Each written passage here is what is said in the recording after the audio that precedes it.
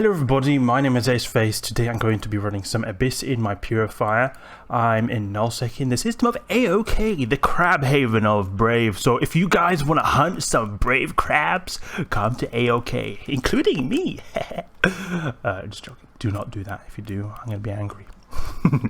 So I'm in my pod right now because I just switched to my training clone. Or not just, but the last time I was on, I switched to my training clone. That's why I'm in my pod right now. So, because I'm going to go into the Abyss in a frigate, I am going to then switch out to a blank clone. Carabing blank clone. Because I do not want to lose that in the Abyss. It will be very unfortunate if that happens. The Abyss is a very explosive place for frigates, and small mistakes are very heavily punished. Unlike cruisers, which usually are able to recover from mistakes made. So, okay, I'm already way ahead of myself. You can see that. Calm electricals already in this. Put it in here. It's always good to divide up your inventories like this with the freight containers, because you can just put stuff here. It's a lot easier to keep an eye on stuff, in my opinion. I have all my supplies here, my agitated filaments here, junk stuff that basically is worthless almost. Okay, so I'm going to then just make sure, double check everything. Okay, good. We've got ammo. Okay, good. Oh yeah, and let's just undock. I'm going to join a fleet actually, because I need to be in a fleet if I want to be able to use these filaments. And usually when I'm in high sec, I'll do it in the my own fleet. I'll just make a random fleet. But since I'm in nullsec, we have this thing called standing fleet. So this is like a defense fleet sort of. Let's see here, legacy couch standing. So this is what I'm almost always in, so I never need to be in my own fleet. I can just be in this all the time. I've been asked actually once that you have to have be the leader of a fleet to be able to launch abyssal filaments, and no, you can just be in any filament. It doesn't matter what rank you are, you can still use abyssal filaments. So you can just be in whatever fleet you want, Abyssal A as a frigate. The Purifier, I wonder how. I'm pretty sure this will be able to do T3 if it has a retribution buddy, because this is so good against the battleships. The only thing is it has a bit of problems when it comes to surviving, when it comes to the damage, and if it encounters some or it encounters a frigates, it's also going to be a bit hard. But if you got a retribution that goes in there first, it'll be able to tank everything. Then I will be able to survive, and the battleship waves will go so fast, because that is the main problem I have with retribution. Not particularly a big problem, but it's what takes the longest amount of time. Because in a retribution, you're going to be having to use. What the heck was that damage there? It's not supposed to shoot this far. Stop cheating. In the retribution, you're using like beam lasers that have a very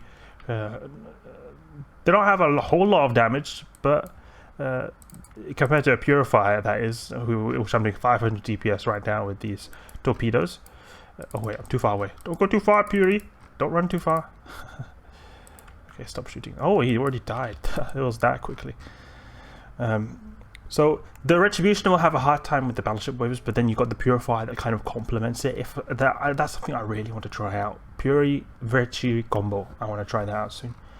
Hopefully I'll find a friend to do that with. I think that'll be really fun. Just because I like flying the Purifier, and also it'll kind of complement the Purifier's weaknesses, because technically this Purifier can do T2.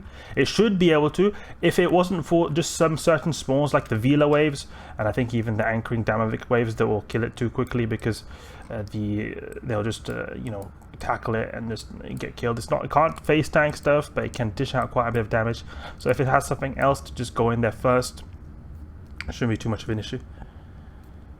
Okay, let's see what we're getting next. That devoted knight usually is a bit of an issue when it comes to frigates, but the torpedoes are go so far on the Purifier, so it's never really an issue. They got almost the range of like heavy missiles. Really nice. These lucid watchmen are basically going to do 0 damage to me, because they do range within 40 kilometers, something like that. We're going faster than them. And they'll apply pretty well, because we've got the Caldari Navy's Mjolnir torpedoes, and we've got the Tiger Paint as well. So we'll be applying pretty well. You see that? 3 shots almost. There we go. I'm just going to deactivate now, because I know this guy's going to die now. Okay. Oh, come on! What is that? Did you see that? He one of my shots took out all his armor, but then for some reason, just that little piece of structure just didn't decide to not go. That's the thing. When it comes to the missile application, sometimes it can act in a bit of mysterious ways. And one of those mysterious ways is that... oh, yeah, there we go. One of those mysterious ways is that for some reason, when I'm going to the side of a... Oh, don't go into Abyssal depths. Go into Abyssal... Activate armor repair. Please. Okay, good. Pretty wrecked hard right there. I think when you're going like away from someone, then it is a bit better damage than if you're just orbiting someone. I've noticed it's just strange how it works. I think it has something to do with the way explosions work.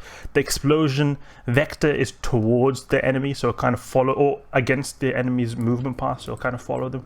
An explosion kind of with missiles occurs independently from the speed of the enemy. It'll kind of like, if an enemy is going fast, then they'll be able to kind of like dodge the explosion almost. So if they're flying away from you, then I think you should be able to hit more, because the kind of explosion will follow after them. I think that's how it works. Not 100% sure, and I'm not the literary scholar on missile mechanics right here. Okay, let's go to the third room. I could obviously take the extraction caches, but it's just going to take too long. I'd just rather blitz this with the bioadaptives. That's where most of the dank is. Because Ember Lancers, just F1, F2, get the missiles all away straight away, the torpedoes straight away. Then the blue color. Oh, there's a big blue cloud. Let's go this way. I'm going to die one shot. Literally one shot these guys will be if they're in that blue cloud. Deactivate this, and I'm going to split our guns to do really turbo fast right here. Okay, so what I'm going to do here is split this 1, 2, 3.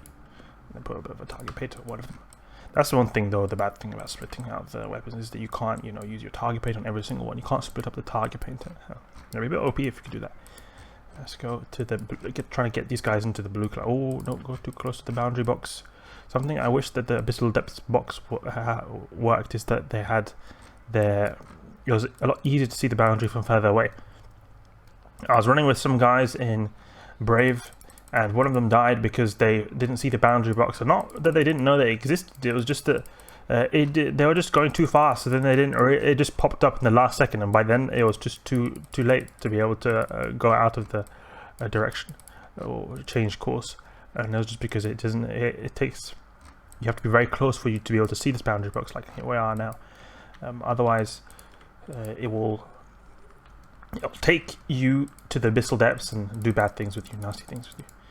Okay, let's just shoot one of these torpedoes.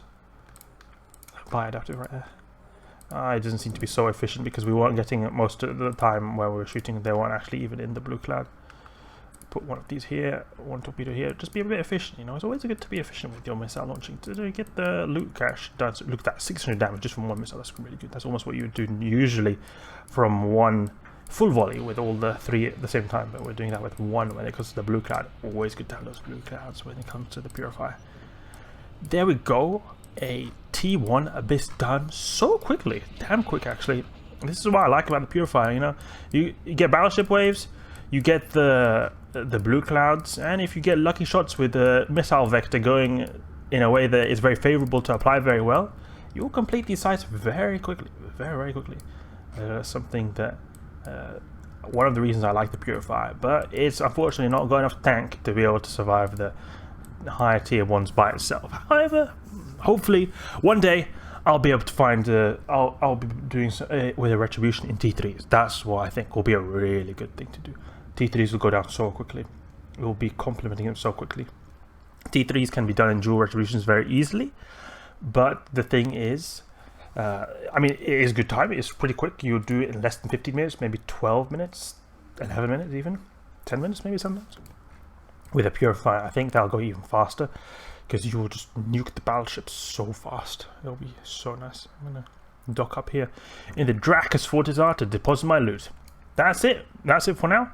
A little Purifier Abyss run right here. Hope you guys enjoyed, and if you did, please leave a like and subscribe. I'll catch you guys later.